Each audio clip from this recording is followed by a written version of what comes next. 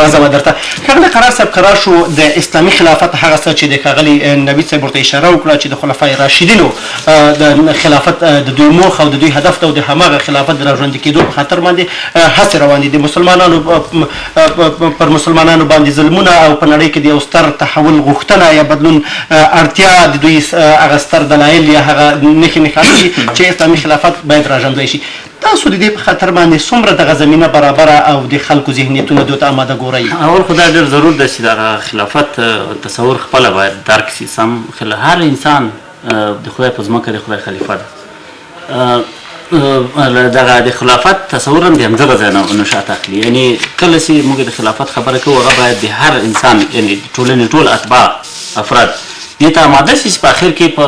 حکم کې او په واک کې دوی ونډه واخلي، خپل برخلیک وټاکي او په یو طرف باندې چې په هغه صورت کې هغه د انسان هغه د مسؤلیت او د بیرته ځواب ویلو موازنه او تعادل هم برابري. کله چې موږ تاسې د په نړۍ باندې د حاکم نظم د ځای ناستي کولو خبره کوو نو تا ته معلومه ده چې دغه اوسنۍ نړۍ په ډېرو شدیدو قوانینو، زه یوازې یو مثال په زراعت سکتور کې زه یم، زه به د هغه مثال درته وایم. تاسې یو بادام د دې ځای نه تر امریکا انتقالوي، دا تا نه څو تصدیقونه غواړي، څو داسې مرجع نړیوال مراجع پکار دي چې هغه تا ته یې شي اجازه درکړي دغه ځای تر هغه ځای د وړلو، څو داسې ادارې او لابراتوارونه پکار دي چې هغه تا ته ووایي چې د دې بادام په منځ کې مرض نشته. دغسې د انسانیت دغه ټولې اړیکې اوس په نړۍ باندې دا د ډېرو پیچلو ډېرو زیاتو قوانینو په نتیجه کې تنظیم شوي دي چې که دغه قوانین نه وي، دغه اصول نه وي، همدا نن انسانیت نه خپل فقر کنټرولولی شي، نه تعاونونه او امراض او آفات کنټرولولی شي، نه خپل دغه نړیوال یوازې تاسې د هوایي کرښو مثال راواخلئ په کوم شکل باندې الوتکې پروازونه کوي. دا ټول دغه نظم چې دی دا ټول د ملتونو په شکل باندې نړۍ تقسیم ده او تر دغو ملي پولو په منځ کې بیا خپلې معاهدې دي، تړونونه دي، د ملي پولو په منځ کې خپل قوانین دي چې هغه حاکم دي. دا یو ډېر غټ او پیچلی نظم دی چې ټول انسانیت برخه پکې اخیستي. کله چې ته دغه نظم چلنج کوې ته په مقابل کې باید همدغسې یو نظم ولري چې دا تر اوسه پورې چې موږ ټول هغه لوري چې هغوی د خلافت غوندې دعیو یا له ملي مرکزونو نه د فرار خبره کوي، هغوی هیڅ وخت د دې موضوعاتو په اړه نه غږېږي او نه غږېدلی شي او نه د دې ستونزو حل له دوی سره شته. د دې ستونزې حل فرضاً د دوی سره قطعا نشته چې د افغانستان سړی چې روټ خوري او د اماراتو سړی چې هغه من و سلوای په دسترخوان ناست دي، دا دواړه خپل دسترخوانونه څنګه سره ګټي؟ ته دا نن د افغانستان مزدور، د افغانستان نه یوازې پکتیا ولایت مزدور په دوبۍ باندې ورپرېږده چې په 3 ورځو کې د دوبۍ له ښاره څه شی جوړېږي. زه داسې فکر کوم چې اسلامي نړۍ په تېرو 3 قرنونو کې تر ټولو غټ ضرر یې لیدلی دی، هغه یې له بې ثباتۍ لیدلی. که اوس هم داسې ډلې را پیدا کېږي چې هغوی په اسلامي نړۍ کې رژیمونه او نظامونه ننګوي،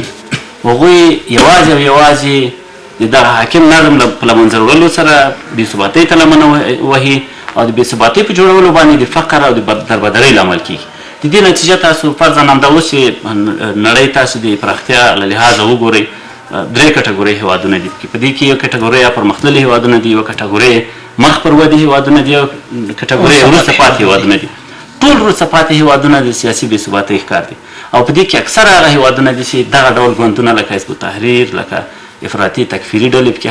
تاسو وګورئ. په نړۍ کې نایجیریا یوه نمونه، افغانستان بله نمونه، سومالیا بله نمونه. چېرته چې دغه خلک چې نظامونه ننګوي، نظم ګډوډوي او بیا د دې نه چې د راتلونکي نظام لپاره طرحه ولري او د دې ننګونو د چلنج کولو لپاره کوم پروګرام ولري، حاکم سیسټمونه ننګوي، دوی ټول د نزاع سبب کېږي، د خونریزي سبب کېږي او نتیجه مننه کوم قرار صاحب. نبي صاحب همدغو پوښتنو ته څه ځواب لرئ؟ دې پوښتنو ته کافي ځواب شته دی. خو اول زه د قرار صاحب دې خبرو ته چې حزب التحریر د داسې ګوندونو په قطار کې راوستلو چې هغوی حل لاره نشي وړاندې کولی. حزب التحریر په دې اړه باندې حتی د اسلامي خلافت یو داسې دستور چې د قرآن او سنت اجماع او قیاس په اساس باندې جوړ شوی دی، دا یې امت ته وړاندې کړی چې د ژوند په ټولو برخو کې اقتصادي، سیاسي، حتی بهرنی سیاست، تعلیمي، په دې ټولو برخو کې دوی معالجات او حل لارې وړاندې کوي او هغه داسې حل لارې دي چې انشاءالله د ټول بشریت د رفاه او سعادت سبب وکړي. تر دې مهاله کوم ځای کې نتیجه ورکړې ده؟ یو بخښنه غواړم چې یو مداخله کوم. تاسې ما ته په ټوله نړۍ کې د شمشتو کیمپ ټول هغه ځای چې اسلامي نړۍ د ټول فکر دلته راټول شوی دی، په بو کیمپ یې بل و. که دوی خلکو په خپل ټول ظرفیت سره په نړۍ کې یو کمپ اداره کړی یا یوه ولسوالۍ اداره کړې له خونریزۍ او له هغه پرته، زه بیا تا ته ویلی شم چې دوی به هېواد غرب کوم دی خو امروزي نه پرته اداره کړې ده خو غرب ټول چېرته اوس کوم هېوادونو ته چې ورور اشاره وکړه دا ټول هغه هېوادونه چې غرب پکې مستقیما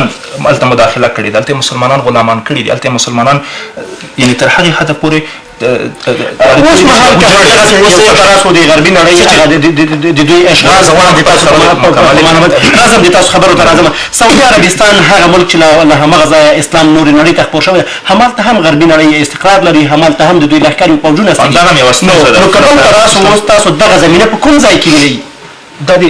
اسلامي امت په ګوټ ګوټ کې خو دا ستونزه په ملي شکل نه حل کېږي په یوه هېواد کې نشي حل کېږي لکه څنګه چې حزب التحریر خپل کار په نړیواله سطح کړی یعنې تر 40 هېوادونو په زیاته کچه باندې هلته کار کېږي همداوس مثلا تاسو وګورئ چې رسول الله صلی الله علیه وسلم آغاز له مکې کړی و هغه وخت پیغمبر صلی الله علیه وسلم سره هېڅ مسلمانان نه وو د صفر نه یې شروع کړې وه موږ اصلا اوس په 1.6 میلیارده مسلمانانو کې ژوند کوو خو ستونزه هم په همدغه 1.6 میلیارده مسلمانانو کې ده د څه د خاطره د 1.6 میلیارده مسلمانان په ذلت کې ژوند کوي د دې خاطره چې د دوی عقیدې سره سم نظامونه ورباندې نه تطبیقېږي ستونزه دلته ده دوی اصلا په خپل نظام کې عقیدوي هویت نه لري آیا یو پاکستانی مسلمان په خپل دغه اوس حاکمه رژیم کې خپل یعنی عقیدوي هویت تمثیلولی شي یا یې کتلی شي د افغانستان په نظام کې څوک کتلی شي کوم حد تطبیق شوی دی کوم بهرنی سیاست د کوم مسلمان نه د کوم افغان نه په بیرون کې دفاع شوې ده د کوم سعودي د تبع نه په بیرون کې دفاع شوې ده کومه قرار خبرې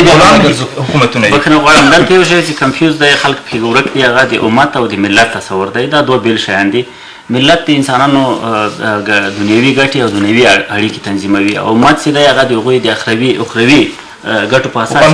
دنیوي تړونونه په کار دی چې ملت یوه غربي مفکوره ده او امت چې دی نه داسې نه ده ډېره زیاته مننه کوم دا چې څنګه کېدلی شي چې موږ د امت په نړیواله کچه باندې د کار څنګه وشي دې موضوع ته بیا هم راګرځم درنو لیدونکو تر لاندې د مې وروسته مو ملتیا وکړئ دغه خپرونه تاسو ته د افغان ټلیکام مخابراتي شرکت لخوا وړاندې شوه. افغان ټلیکام راځئ چې د یو نوي شي خبرې وکړو.